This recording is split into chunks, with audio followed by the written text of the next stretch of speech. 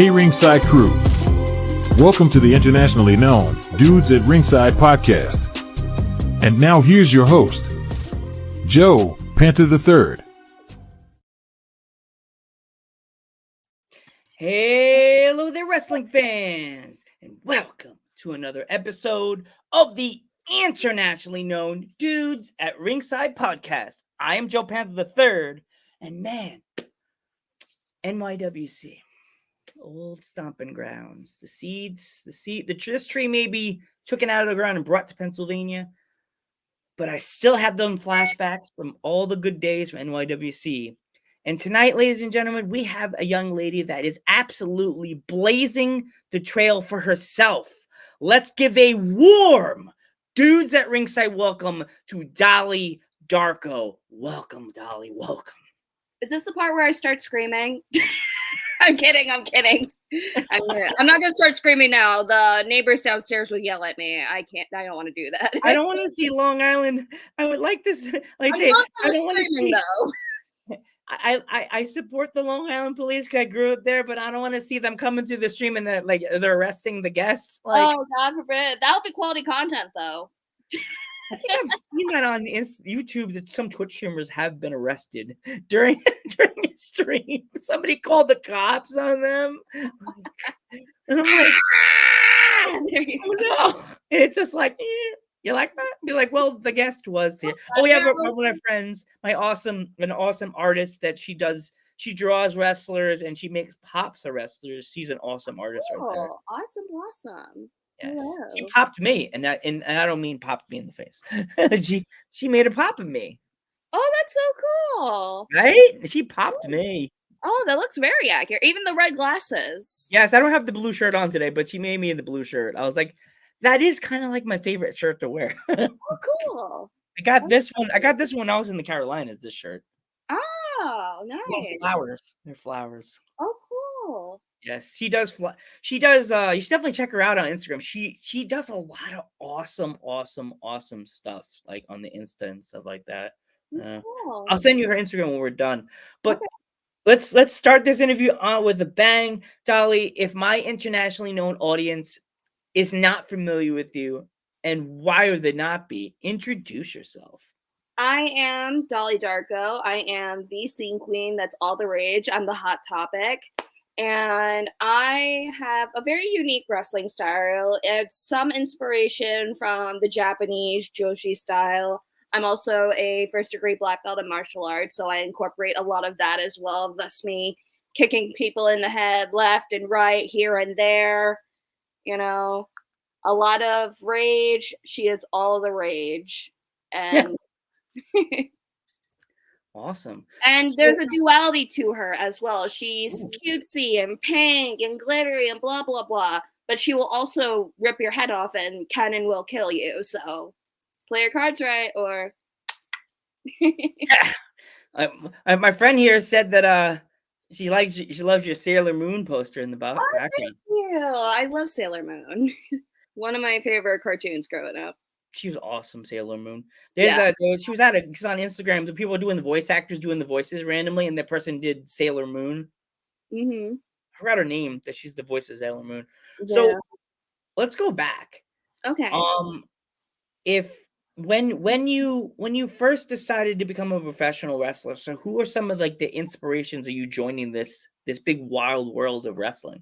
Ooh, inspirations.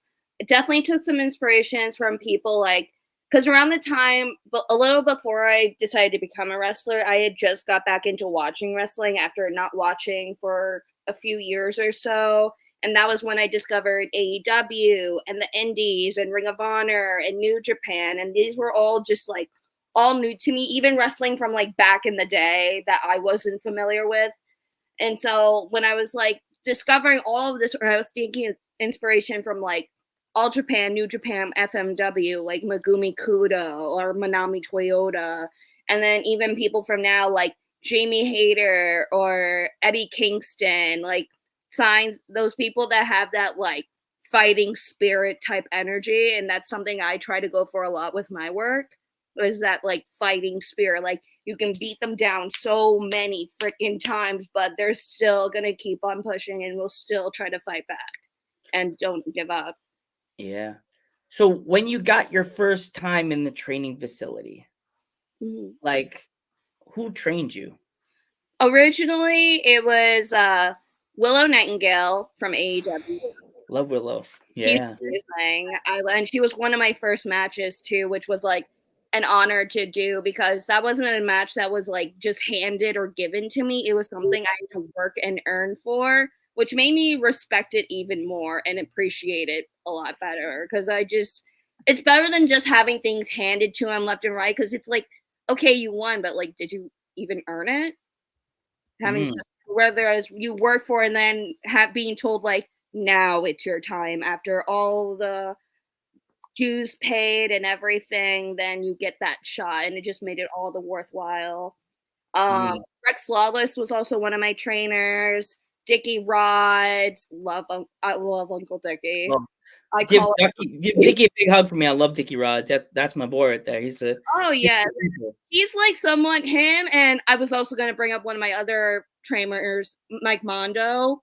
Those two I kind of consider like my wrestling paternal figures because they were able to teach me wrestling in a way that like I can understand it and like break it down in a way that like in a way I can get it and make it work for me instead of trying to like put something in that doesn't really work for me. They kind of knew my strengths and weaknesses and knew how to maneuver around it and make me the best that I can be.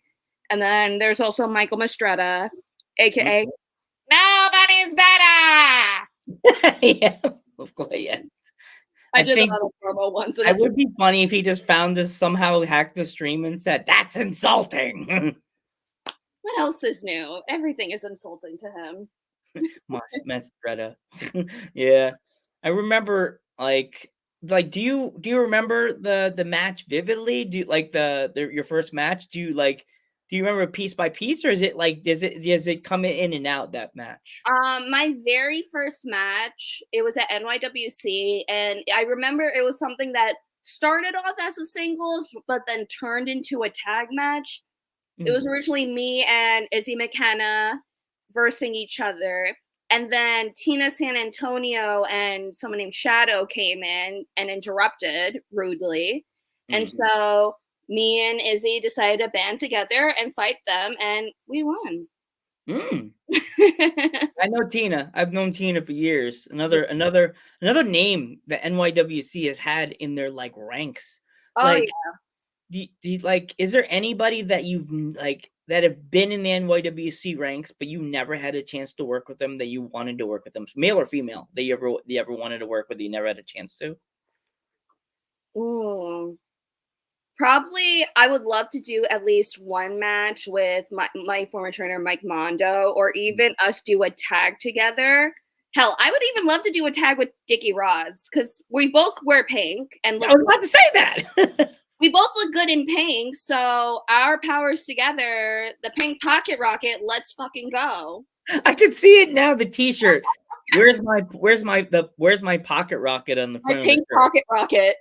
And two cartoons, pictures of you and him like this with two pocket rockets in your hands, like connecting, like ding. We're just cheersing with them.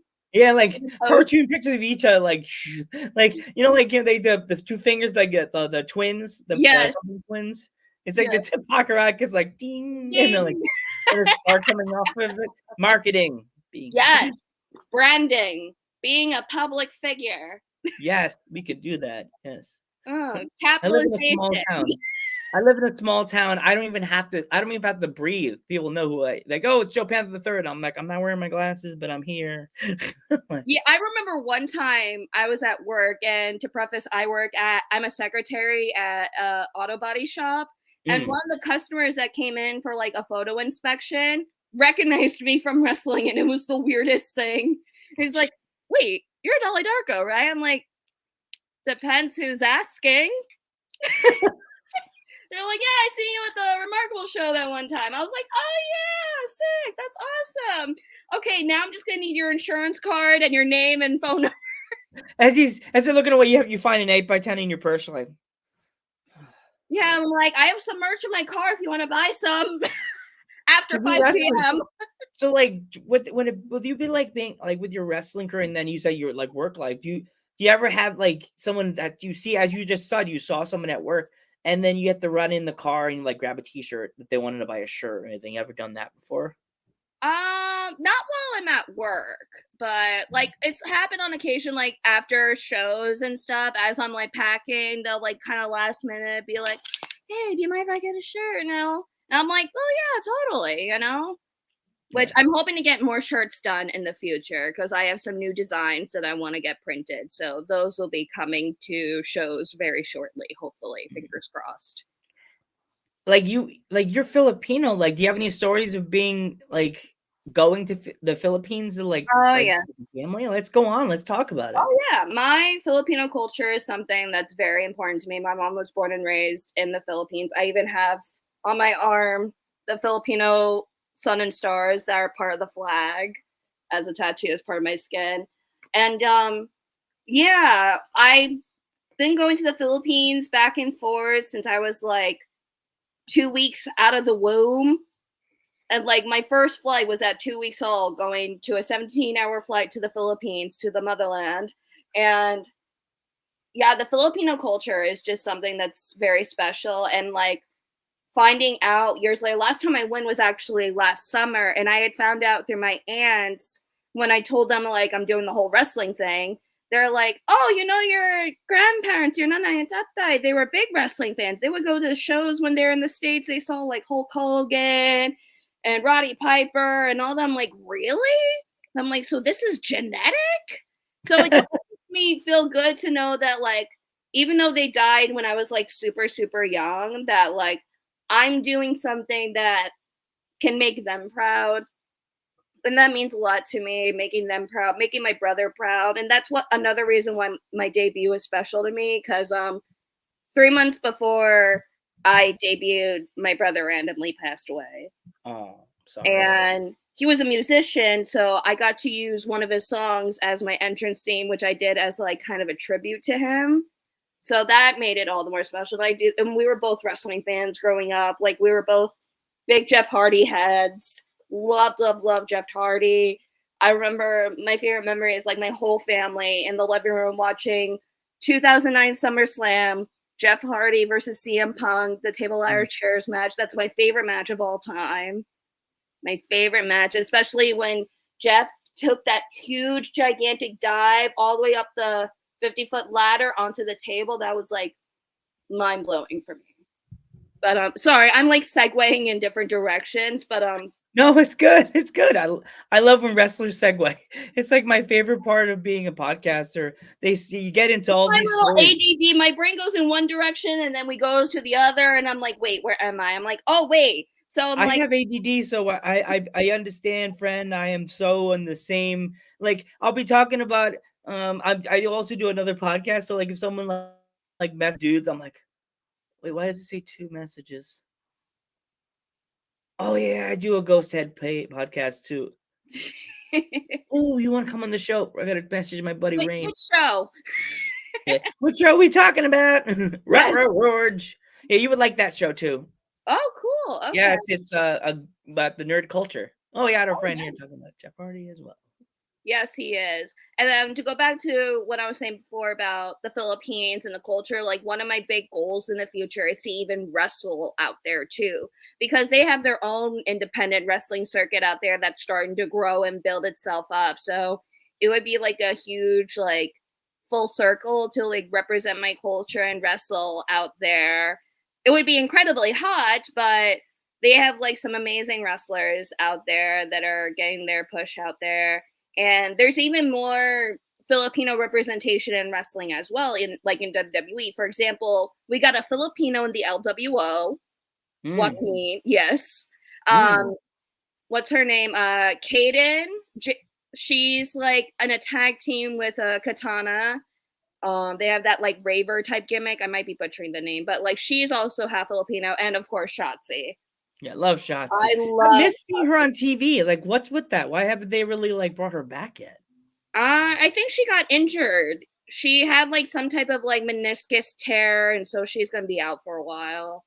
And She's then been her doing a lot of sister fun has stuff with the cancer on top of that. Yeah, they also been doing a lot of stuff with the horror stuff. I remember that. Oh yes, yeah, with the Wyatt Six and everything. Yeah. Now, what do you think about that whole storyline? I'm pretty I amped think it's about it. really good. I think it's really, really good. I'm glad that they're continuing Bray's legacy, but still making it Bo's own in a way, Like he's continuing his brother's legacy, but at the same time, he's kind of like doing his own shtick within. Like finally, Bo Dallas gets a push, which good for him, Yeah.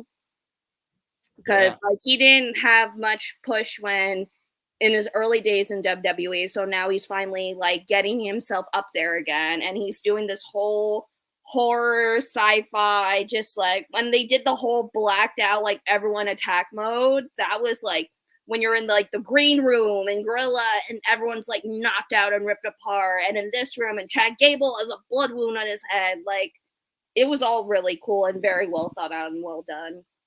It made me the whole Wyatt Six makes me go back to when they did the masks, like the guy that created Night of the Living Dead. Like they used that guy, and I remember when the director of Night of the Living Dead died. I'm such a big fan of Night of the Living Dead. Where I live in Pennsylvania, we have a really creepy old cemetery. And we went for a hike, and it was like you could either go one way, go to the hike, or you could go down to the cemetery. And I just had to take a calm walk through the cemetery to get it out of my system how sad it was about the director. And my friend's like, "Dude, you're not scared?" I'm like, who doesn't love calm walks in the cemetery? I do. You would like it. It's nice. There's a lot of old graves they have to like really look at, and you can like see the year and like.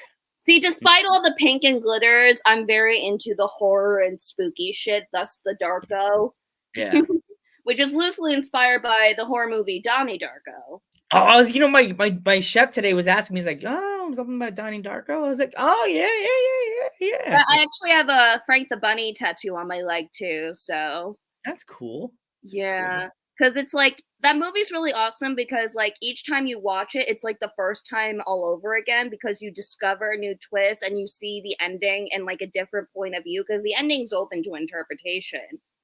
It's one big existential crisis, which I am all for. I am one big existential crisis. So it's just like, why are we here? Why are we alive? Is any of this real? Like, yeah, I don't know. Sometimes I feel like that my body's stuck in this box that I'm doing the podcast with, and I'm just sitting at work as the water's overflowing and everybody's going, Joe, and I'm like, my body's plugged into StreamYard and I can't get my way out, but the water is just the sink is overflowing. I'm like, I can't get out. Is anyone home?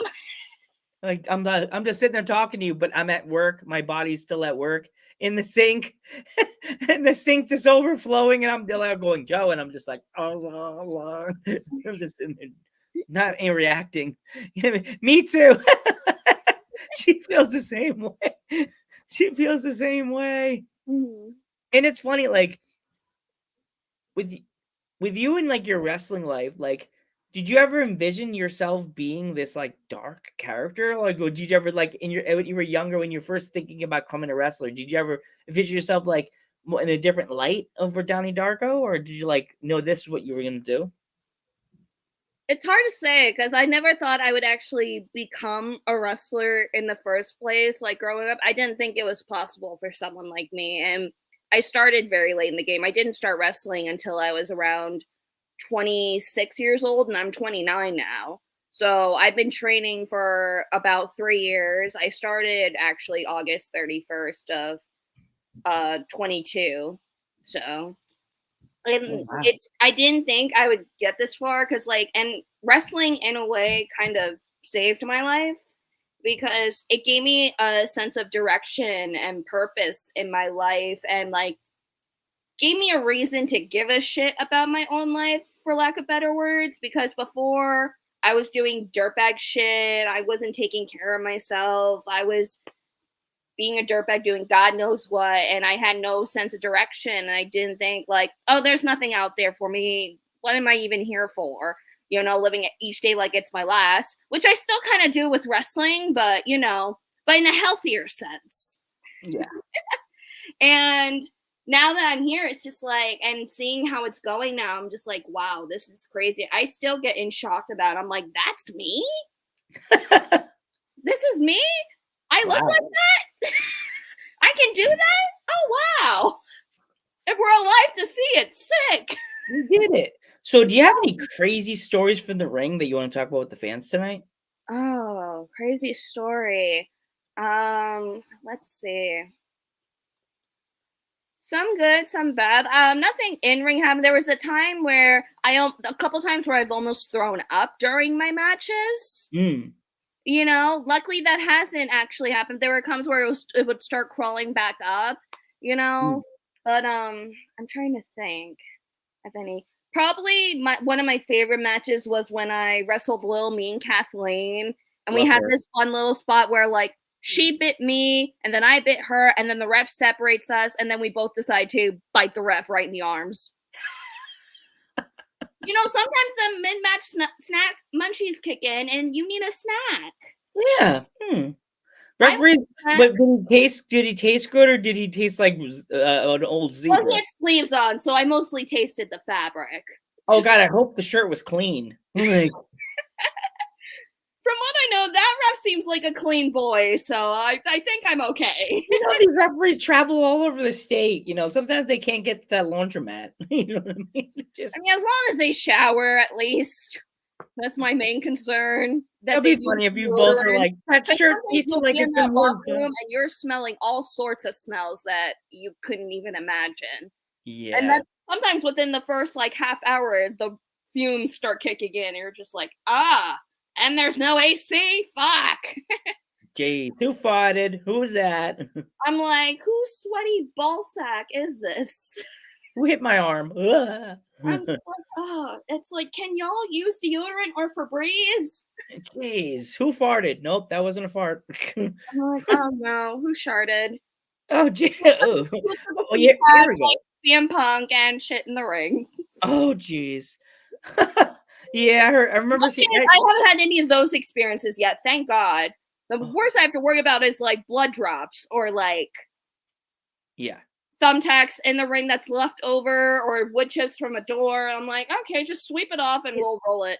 That's insane that we went from an era where tables were like the king and queen of professional wrestling of the indie scene, and now we use doors. Like, what do you think about that? That's insane. I think it's like an economy thing. I guess the prices on tables went up when they realized it's being used for. So the up price, and like doors are cheaper and easy to come by, and it still does the same job. It's just like, and sometimes you can find doors like off the street. You can't find a table off the street unless someone else is using it.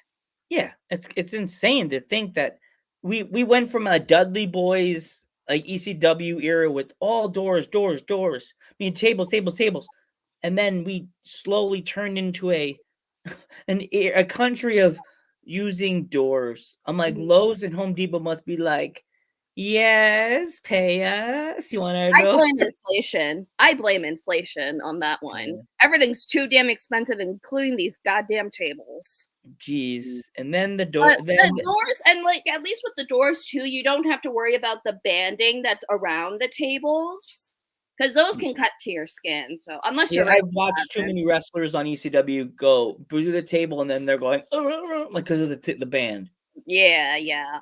Although that's something I would love to do at least once, like eventually, because I'm the type of wrestler, I'll try almost anything once, but I would love to do like hardcore matches in the future. Like I want to bleed, I want to get hit with chairs and thrown through a table and all that fun stuff. Like, I'm ready. Let's go. Yeah. I'm like I said, I'll try anything once. Yeah, you gotta try everything once in your career. Like you said. So, have you ever thought of going over to H2O and try like a death match? I know a couple. I've met some people from H2O, and like if the opportunity were to come, I'd love to make my way there. Wow, you just got our artist to say it. Death matches. Maybe. Yeah. Maybe if the time is right, you know. As long as there's no rotisserie check-ins, because there was this one death match I saw, like this guy had like 2 fistfuls of like raw rotisserie chickens. What? I'm like, it's bad enough that we have to worry about like hepatitis or whatever, but now I gotta worry about salmonella. What the fuck Yeah. is this? Salmonella poisoning. Great. On open wounds? Yeah. Leave the chicken out of this. I'll Fry eat it after the show. You cook that bitch. I'm not gonna get salmonella. Ugh. No. That was probably Yeah. the weirdest thing I see happen on wrestling. Like the other stuff, like they use like explicit objects like dildos or whatever, but rotisserie chicken? Yeah. That's The wild. stuff I love to eat? No. No, I like to eat my food, not be hit with it. Check out I don't Mexican. want it raw. Check out Mexicans. Oh yeah, the Japanese death matches are where it's at because they have the exploding barbed wire rings with the Yep. timers. There were some I've seen where they had like piranhas outside of the ring in fish tanks, where if you get thrown out of the ring, you get bit by piranhas. But like you have to, because I love piranhas in the pool. That's my nickname when Special Olympics was the piranha. And Mhm. I started learning more about piranhas. I'm like, you need to be bleeding for a piranha to attack you. Mhm. Like, piranhas just don't go, oh, look, there's a guy in my tank. I'm going to bite that bitch. No, you have to be bleeding for him to bite you. He can't just come over and bite I you. mean, He if has to you're have, in a death match, you're probably gonna be bleeding. So yeah, I'll be like, that ankle doesn't have blood coming on it. So I'm going to go hang out with my friends on that other side of the tank. I don't want to get stepped on. Like, yeah. Oh, let's talk about the triple threat match you just recently did with NYWC. That match. Ooh, yes. So it was an Anarchy in the Asylum match that took place literally outside of the asylum. And it consisted of me, Izzy McKenna, and Amity LeVay. And at the time, I was champ, and I was this close to winning. And then all of a sudden, I get choked out to death, and she runs away with my title. So now she's champ again. She didn't pin me for it. Let me make it clear. She did not pin me for it. I was choked to death. And there was no escape for me in that point. But next time I'll have to figure out a way. But that match overall was like a fun experience. And it was like kind of the closest I've been to done to like something hardcore. Because at one point I did take a bump into like a pile of old bamboo. And I was like, this is awesome. I want to do that again. Did you think you guys were going to go inside the actual insane asylum or no? I mean, we kind of did. There's bits and pieces of it. We went kind of like all around the general area wherever it was allowed without police coming. But overall, it was a very wild and interesting experience. And I would have loved to seen you guys go in the building. That would have been cool. Like being able to go in the wheelchairs and like throw a wheelchair into someone like that. Yeah, that would have been interesting for sure. You just gotta be careful. Feel my way from the wheelchair, used as like a skateboard, and just like swing at people. That would have been cool. Or Memories if I for next flying time. pig with a wheelchair. If the building's not gone about that time, you probably get some nice memories like that. Oh yeah. Yeah. So, is there any other states that you would like to travel to, or like any other countries that you want to go to? But like you said, Philippines before, but definitely Japan. Japan is the big goal for me. I want to make my way over to New Japan or the Joshi Wrestling Federation's there. And hell, I would even love to become like the first female member of the Bullet Club because that's never been done before. And I like doing things that's never been done before. So if I could be the first to do it, that would be such a slay. So I want to do my rounds in Japan. And basically, I just want to travel here, there, and everywhere. Like the furthest I've traveled to wrestling thus far was out in Phoenix, Arizona. I wrestled for Phoenix Championship Wrestling. I wrestled their champ there, Zamaya, who's a very tough competitor, I would say. And I could have won, but like she got the win on me, and it was fair and square, and she definitely beat my ass on that one. So really good competitor. She would have been great to have on your show too in the future. Yeah, you should definitely tell her about the podcast if you want to. Okay. Cool. Actually, yeah, it's she's coming been up soon. traveling around as well. I got like- another big one that's coming up soon. I'm working on having Mickey Knuckles on Dudes at Ringside podcast. Oh, okay. That That's sounds the queen of deathmatch. That'd be a good match for you, Mickey Knuckles. Oh yeah, she's a true vet in that for sure. Probably have to. You have to get it. Really, you have to pick her brain and say, "So, Mickey." Like, where do I begin? I guess I'm gonna have to give you the date for that one so you can watch. Okay. To ask some questions, come in the chat and ask some questions to the Mickey Knuckles, the legend of deathmatch. Mm-hmm. Yeah, Mickey Knuckles. Whew, that's be a really fun one. So, do you like, where do you see yourself in 5 to 10 years in the wrestling business? Hopefully alive. Big one. Hopefully I'm still alive by that time and still able to work.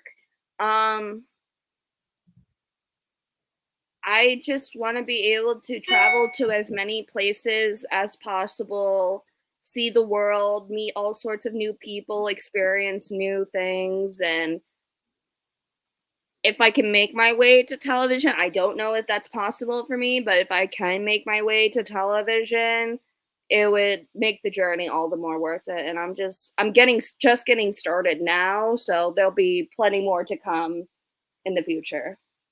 Awesome. So if my fans want to buy any merch, Dolly Darko merch, how can they find it? You can find my merch at prowrestlingtees.com/Dolly Darko. And I am on all social medias, including Twitter, Instagram, Facebook, TikTok, I guess. All you have to do is look up Dolly Darko, and here I am. Awesome. Dolly. If there was any kids watching the podcast, what's going on, guys? Sorry about the language earlier, but it's okay. Everybody curses. Everybody farts. Everybody poops. It's all good. Everybody farts. Sorry. I Sharded. feel bad for the kid that has to ask their mom, like, what's a pocket rocket? And then I get approached by a mom that knows me and goes, Joe, can we talk over here? I'll buy you coffee, I swear. You little bitch. You talked about a pocket rocket during your podcast.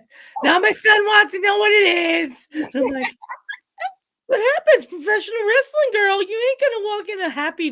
I ain't the WWF. Dudes at Ringside's not WWF. Right. And there's been worse things that have happened in WWF back in the day.